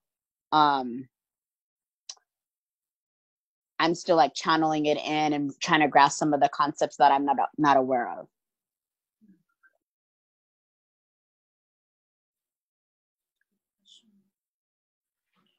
I recorded this.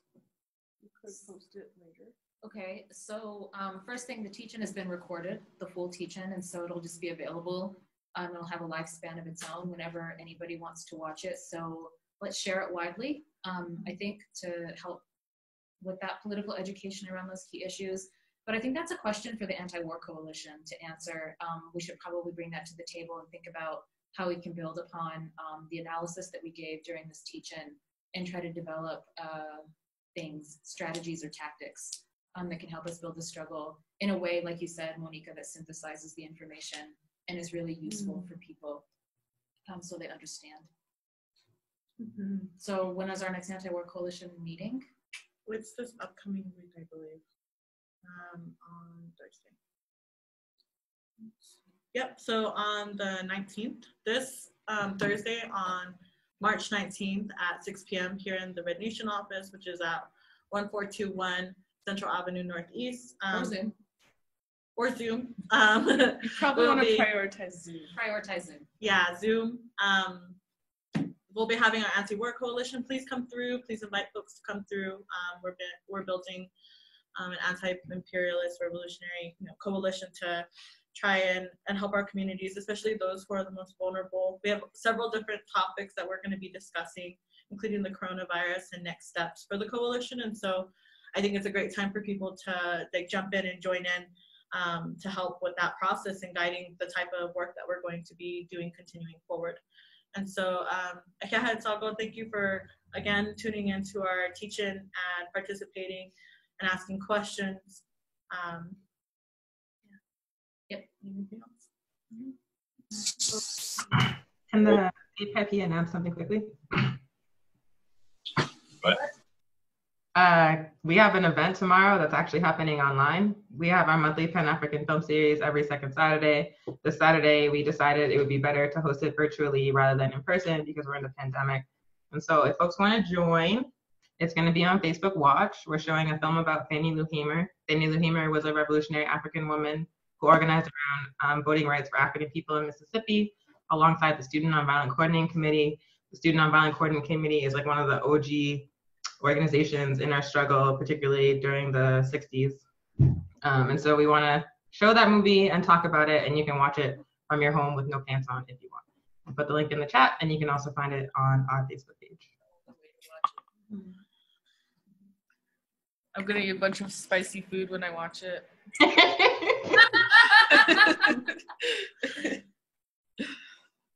Alrighty. I think Nico wanted to say something. No, I was just gonna say bye and thank you all. Sorry, I wasn't sure if we're quite at that point of like everyone going bye, okay, and then waiting to hit leave meeting.